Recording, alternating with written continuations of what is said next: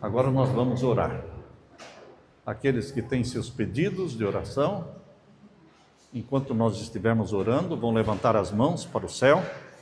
É uma demonstração de que você tem um pedido no seu coração, tá bom? Vamos nos ajoelhar, todos que puderem.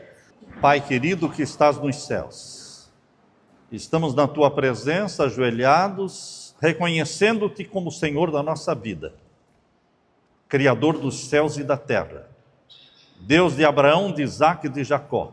Só o Senhor é Deus no céu e na terra. Só o Senhor merece louvor e adoração. O Senhor deu o Teu Filho amado Jesus Cristo para morrer por nós. Nós aceitamos a Jesus como nosso Salvador.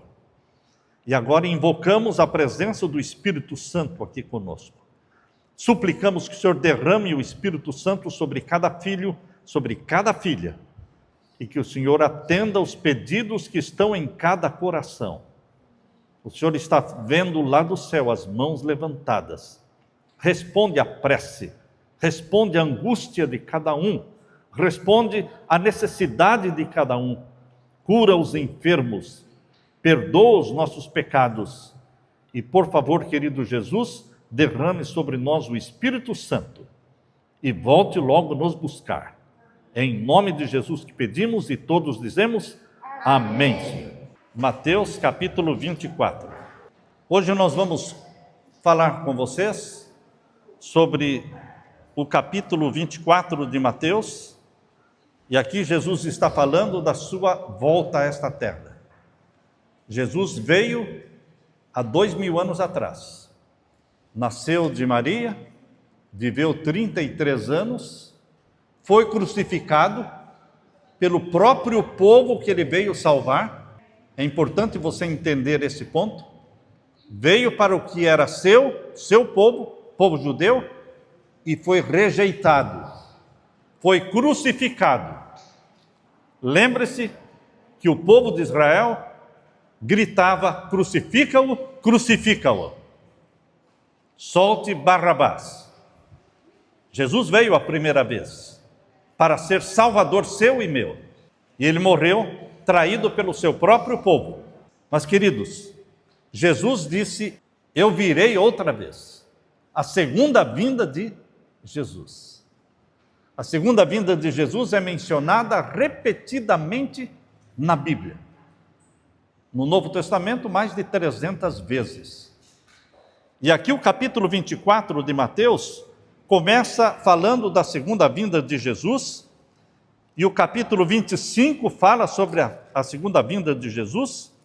O capítulo 24 e o capítulo 25 inteiros, os dois capítulos inteiros, estão falando da segunda vinda de Jesus. Hoje nós vamos começar com vocês aqui o capítulo 24 e o verso 3. Abra sua Bíblia, Mateus 24 e o verso 3. Jesus estava sentado no Monte das Oliveiras, quando os discípulos se aproximaram dele, e em particular lhe pediram.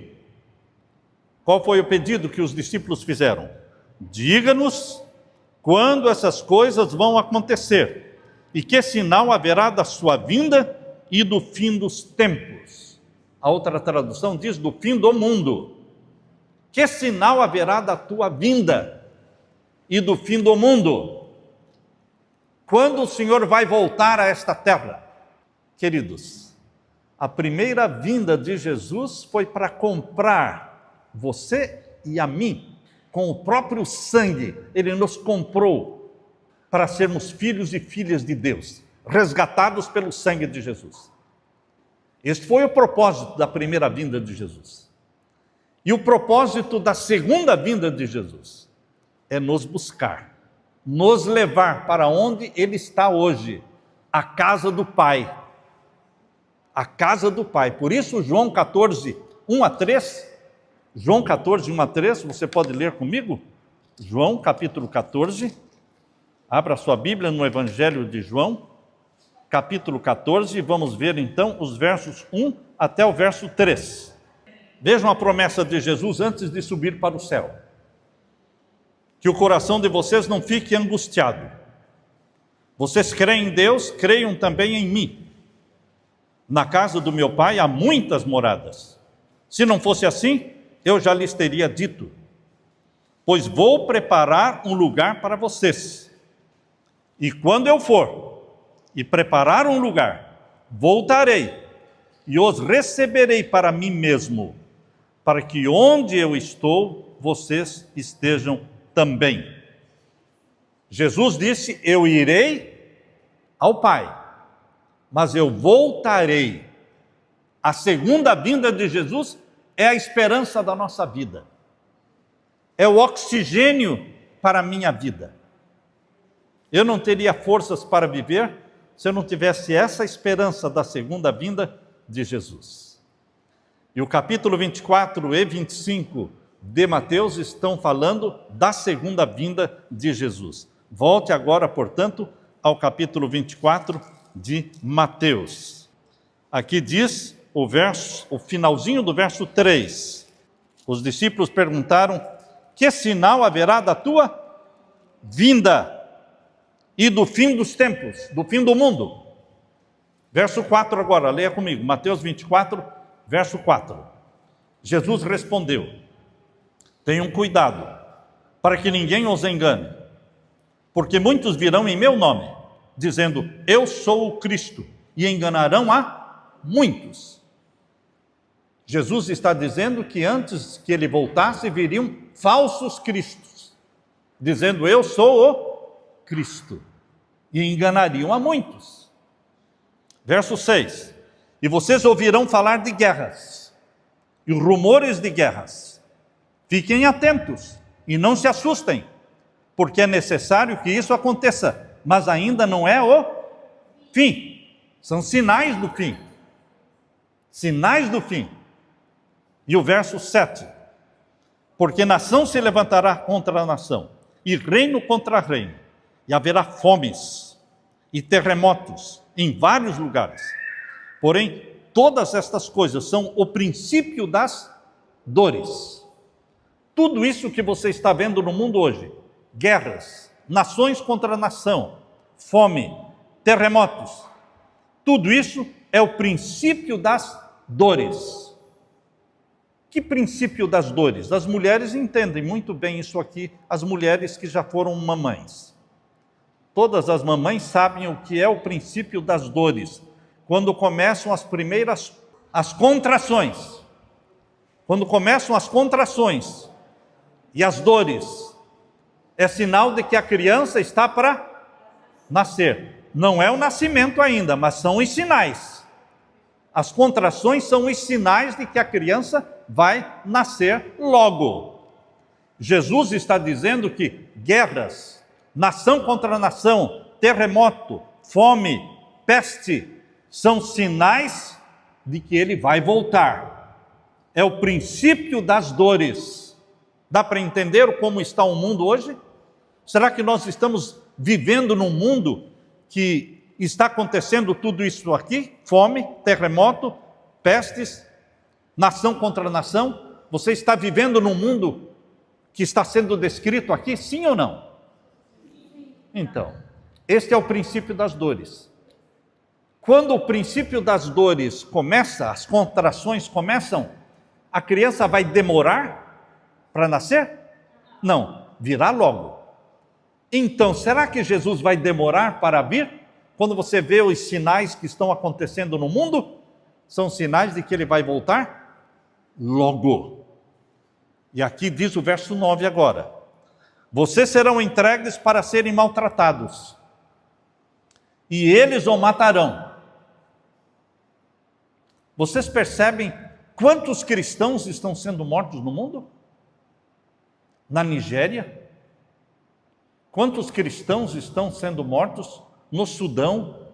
São milhares. Só este ano de 2025, mais de 7.000 cristãos foram mortos. Mais de 7.000 cristãos foram mortos só no ano de 2025. Mortos por quê? Porque amam Jesus. Igrejas estão sendo incendiadas, pessoas estão sendo mortas só porque amam Jesus. Aqui diz, olha, vocês serão entregues para serem maltratados, e eles os matarão. o nome de Jesus será odiado no mundo. Dá para acreditar como é que pode acontecer? Quando Jesus foi crucificado, eles preferiram Barrabás e crucificaram Jesus. Então Barrabás foi amado e Jesus foi odiado. E na segunda vinda de Jesus, o mundo vai amar Jesus ou vai odiar Jesus? Hein? Agora na segunda vinda de Jesus, o mundo vai amar Jesus ou vai odiar Jesus? Hein? Odiar. Como é que você pode explicar isso? O mundo está possuído pelo demônio. O mundo, as multidões estão possuídas por demônios que odeiam Jesus e colocam o ódio de Jesus no coração das pessoas. E porque você ama Jesus, você também é odiado por aqueles que odeiam Jesus, odeiam você. É o que a palavra de Deus está dizendo. Muitos não atentam, não percebem isso que Jesus está falando, que aconteceria antes da volta dele, antes da segunda vinda. Vamos ler de novo o verso 9? Vocês serão entregues para serem o quê? Maltratados, e eles os matarão. Vocês serão odiados por todas as nações por causa do meu nome. A religião que mais persegue cristãos chama-se islamismo. Maometanos, islamismo. Eles matam mesmo. Eu já li o Alcorão. O Alcorão é o livro sagrado no islamismo, escrito por Maomé. Não escrito por Maomé, porque Maomé ele era analfabeto, ele não sabia ler nem escrever. Ele disse que recebeu as visões de Alá e ele ditou e as pessoas escreveram, porque ele não sabia escrever. Eu li o Alcorão. E no Alcorão diz: morte para os infiéis. Morte para os infiéis. Quem são os infiéis no Alcorão? Os cristãos. Para eles, os infiéis são os cristãos. Morte para os infiéis.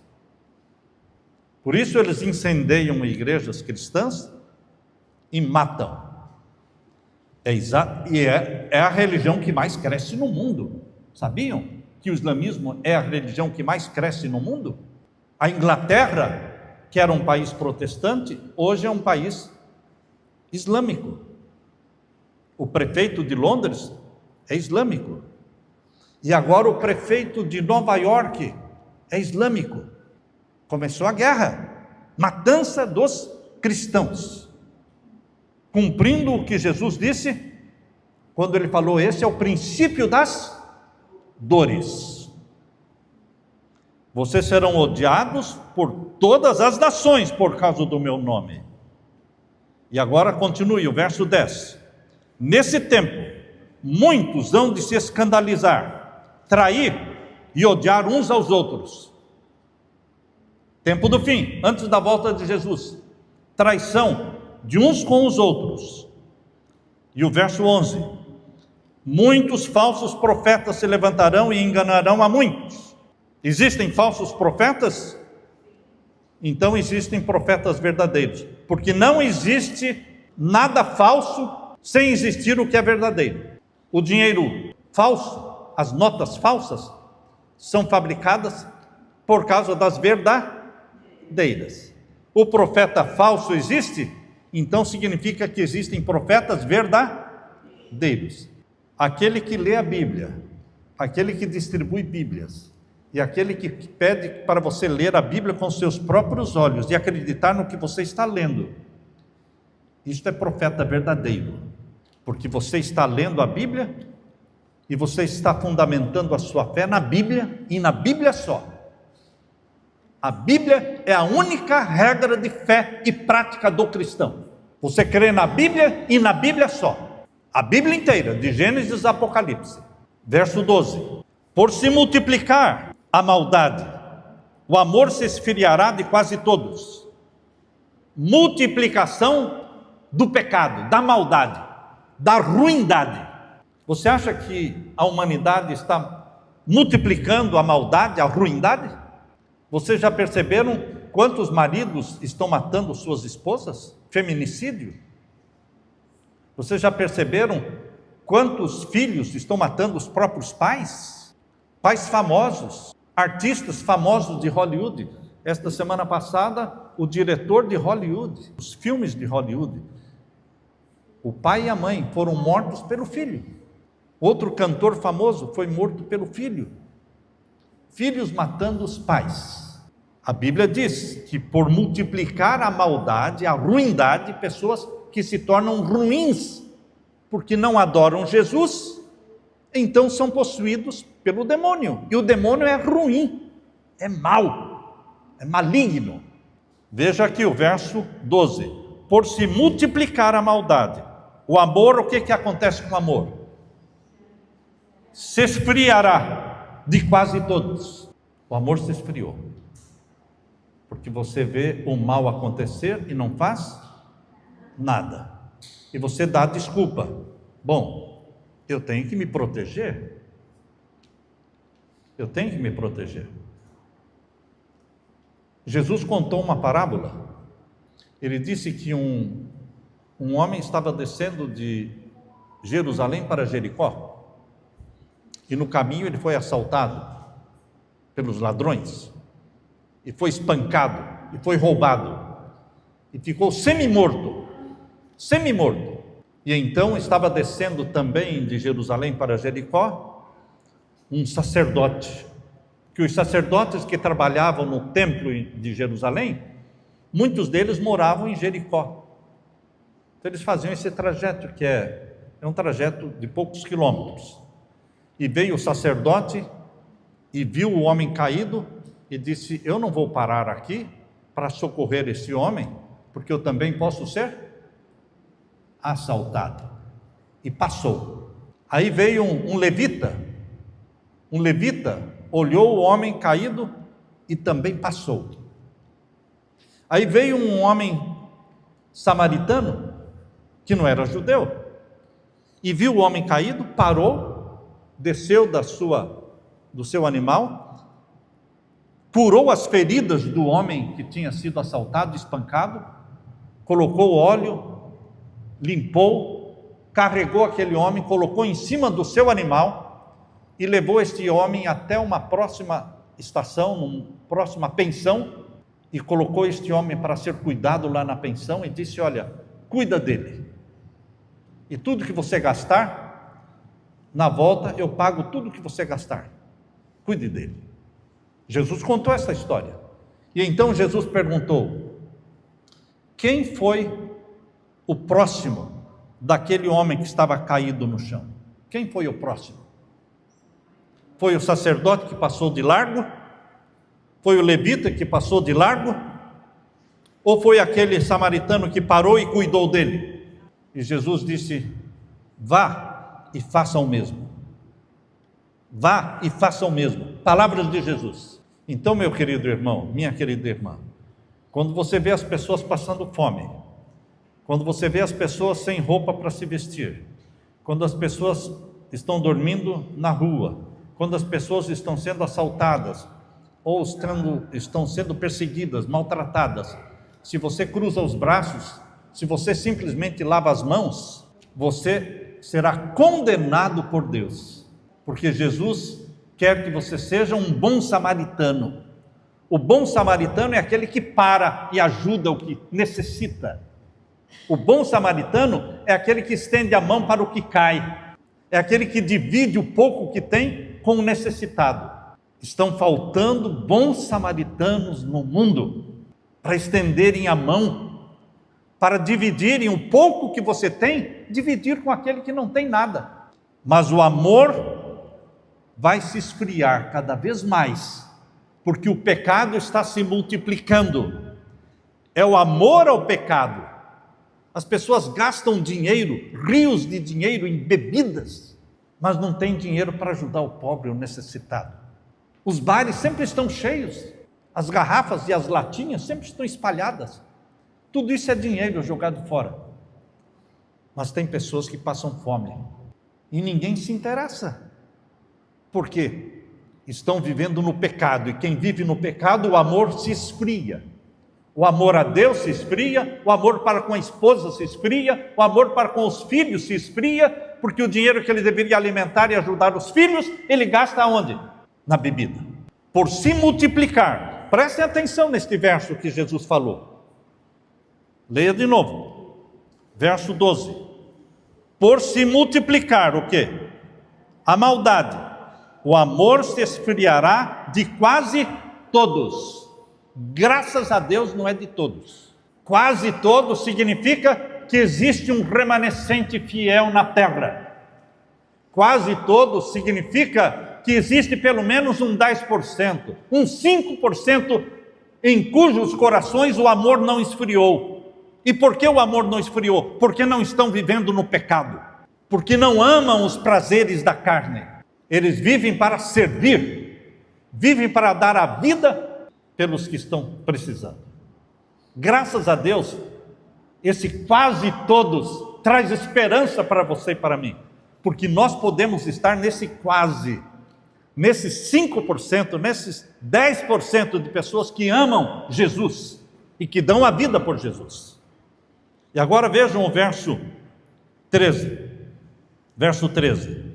Aquele, porém, que ficar firme 1 mês ou 2 meses, será salvo. Hein? Aquele que, de vez em quando, ler a Bíblia, será salvo. Aquele que, de vez em quando, vier me adorar, não. Não é de vez em quando, não é por uma semana, não é por um mês. Você tem que crer nas palavras que saíram da boca de Jesus, porque isso é salvação, isso é vida. Jesus está dizendo, aquele, porém, que perseverar até o fim, até Jesus voltar, não desista, não desista, este será salvo. Não desista, meu irmão, minha irmã. A vida é fácil? Não é fácil, não. A vida não é fácil, a vida é dura mesmo, é trabalhosa, é cheia de complicações, a vida é cheia de frustrações, você se frustra, você se decepciona, mas você tem que levantar a cabeça. Você cai, mas você se levanta, não fica caído, porque aquele que perseverar até o fim é que será salvo. Não importa quantas vezes você cair, o que Deus conta não é quantas vezes você cai. O que Deus conta é quantas vezes você se levanta. Para Deus só vale o se levantar. O cair, Ele não conta isso, porque Ele sabe que nós somos fracos e pecadores. Mas Ele quer que você se levante cada vez que cai. Aquele que perseverar até o fim será salvo. Verso 14. E será pregado esse evangelho do reino por todo o mundo, para testemunho a todas as nações. Então virá o fim. Antes do fim do mundo, antes da segunda vinda de Jesus, o evangelho seria pregado no mundo inteiro. Quem sabe há 5 anos atrás, Jesus poderia ter voltado há 5 anos atrás. Nós viemos para cá em 2020, setembro de 2020. Se Jesus tivesse voltado em agosto ou julho de 2020, nós não teríamos vindo morar aqui, não teríamos pregado o evangelho, não teríamos construído este centro comunitário Vida, para trazer vida e levar vida eterna para aqueles que querem a salvação.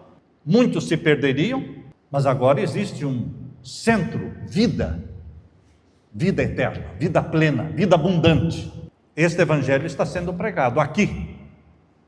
Nem todos valorizam o evangelho, porque isto aqui poderia estar repleto, não é? Repleto. E se não tiver espaço aqui dentro, coloca as cadeiras lá fora, olha. Pode colocar a cadeira lá fora e deixar as portas abertas. Tem espaço para todos. Mas nem todos querem. Mas este evangelho está sendo pregado. Bíblias estão sendo distribuídas. Agora, meu querido irmão, abra sua Bíblia. Aí mesmo, no capítulo 24, verso 36. Verso 36. Leia comigo, verso 36. Mas a respeito daquele dia e hora, Jesus está falando da sua segunda vinda. A respeito daquele dia e hora, ninguém sabe, nem os anjos dos céus, nem o Filho, senão o Pai. Quando Jesus falou isso, ele estava na terra, vivendo como um homem, sem usar os seus poderes divinos, e ele disse: só o Pai sabe o dia da minha segunda vinda. Eu também não sei, mas Jesus vai voltar. Ele deu os sinais. E quando ele voltar, diz o capítulo 24, leia comigo agora o verso 29. Verso 29. Logo em seguida a tribulação daqueles dias, o que Jesus disse que vai acontecer antes da sua segunda vinda? Tribulação. Você vai passar pela tribulação? A maioria dos cristãos acredita que o povo de Deus não vai passar pela tribulação. Não sei de onde eles tiraram isso, porque a Bíblia diz claramente que nós vamos passar pela tribulação, porque a volta de Jesus é depois da tribulação. Só seremos arrebatados para o céu depois da tribulação. Leia o capítulo 24 de Mateus, verso 29. Logo em seguida a tribulação daqueles dias, o que vai acontecer? O sol vai escurecer, a lua não dará sua luz, lua em sangue, lua vermelha, e as estrelas cairão do firmamento, e os poderes dos céus serão abalados. Você já viu isso acontecendo? Isso é profecia para o futuro. Se você me disser que isso aconteceu no passado, pode ter acontecido no passado, sim, mas tem uma aplicação primária, específica para o tempo do fim, antecedendo justo os últimos dias que antecedem a volta de Jesus.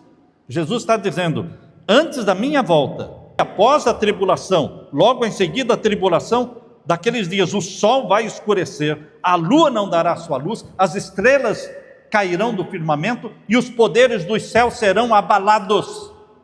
Verso 30. Então aparecerá no céu o sinal do Filho do Homem. Esse então significa que a segunda vinda de Jesus será na sequência. Na sequência do quê? Escurecimento do sol, primeiro tribulação, não é? Está lendo aí o verso 29? Primeiro a tribulação, depois escurecimento do sol, depois da lua em sangue, viu? A lua não dará sua luz porque ela fica vermelha. As estrelas vão cair do firmamento e os poderes dos céus serão abalados. O céu será agitado. Então, olha a sequência. Você está contando uma história e a pessoa está prestando atenção e você diz: então, daqui 20 anos eu volto a contar o resto. Não. Aqui é uma sequência. Então vai acontecer o quê? Verso 30. Aparecerá no céu o sinal do Filho do Homem. Todos os povos da terra se lamentarão e verão o Filho do Homem vindo sobre as nuvens dos céus com poder e grande glória. Há pessoas que dizem que ninguém vai ver Jesus voltando, vai ser invisível.